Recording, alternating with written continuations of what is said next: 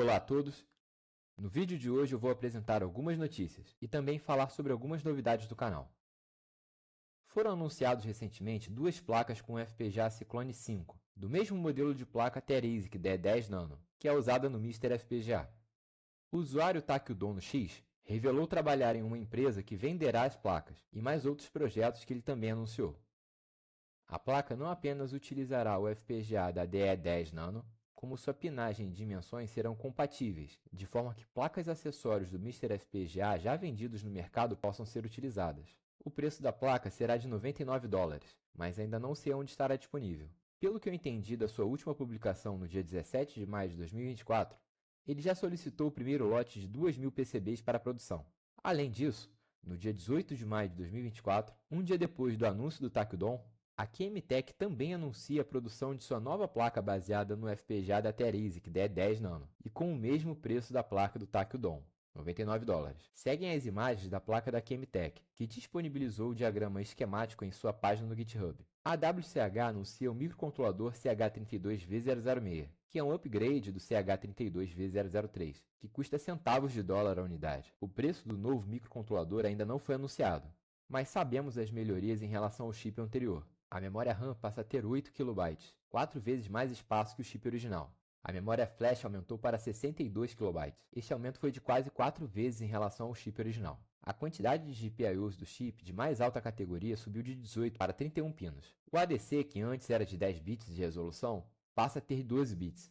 O protocolo de depuração aceita o formato de 1 pino do CH32V003 e, além disso, aceita também um SDI de 2 pinos. Então, acredito que quem tiver apenas o WCH Link vai conseguir trabalhar com a placa sem precisar comprar o WCH Link E.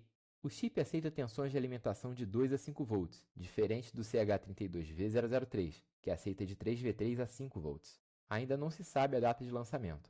Há algum tempo no canal, apresentei que a linha de processadores i80 da Zilog será descontinuada. Um usuário no X postou recentemente que fez uma implementação do processador usando a Switch Time Tapeout, para transformá-lo em um ASIC de código aberto. Se você assistiu o vídeo do canal sobre engenharia de semicondutores, sabe que isso hoje é uma realidade. O processador terá 130 nanômetros de litografia com fabricação CMOS e pode atingir clocks de até 48 MHz. Basta acessar a página do desenvolvedor no X para mais detalhes. Se você é entusiasta do Nintendinho, provavelmente deve saber que é possível encontrar placas de reprodução de Famicom à venda no AliExpress, onde é apenas necessário colocar o CPU e a PPU do Nintendinho em encapsulamento DIP nos sockets e aproveitar o Famicom numa placa nova, com componentes novos. Outra alternativa é usar a placa RGB-FC, que é baseada em um FPGA Altera Cyclone 2, aproveitando uma melhor qualidade de imagem com a saída VGA ou conector RGB do Mega Drive. Uma solução intermediária é usar um mod conhecido como NES RGB,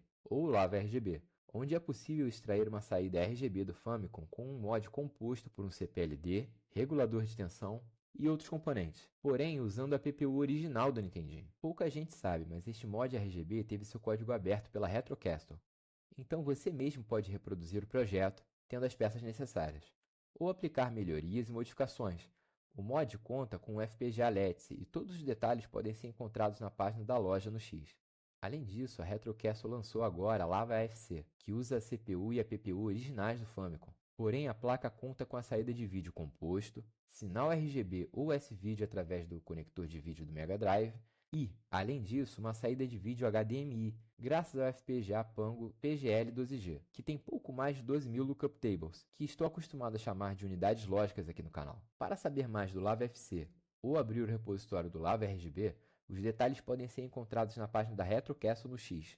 Se você possui um computador com o processador 3588 da Rockchip, que já tive a oportunidade de apresentar aqui no canal, você provavelmente já sabe que este processador ARM possui interface PCI Express 3.0 em hardware e uma GPU muito superior às alternativas do segmento, mas ela conta também com uma NPU integrada, tudo no mesmo chip. E recentemente, o desenvolvedor Tomeu Vizoso disponibilizou um driver de código aberto para acesso à NPU. Ele fez um teste no modelo SSD Lite Mobile Det para detectar padrões em vídeo de 30 frames por segundo. Ele fez o teste usando apenas um dos 3 cores que a NPU possui e revelou os testes em seu canal do YouTube. Para aqueles que tiverem interesse, o driver está aberto em seu fork no GitLab. Antes de finalizar o vídeo, gostaria de compartilhar alguns assuntos que tenho interesse em abordar. Esses assuntos que estão na tela eu já tenho novidades para apresentar, mas estou aberto a receber outras pautas. obviamente dentro do que já abordo aqui no canal. Desta forma, encerro o vídeo por aqui. Gostaria de agradecer a atenção de todos e até a próxima!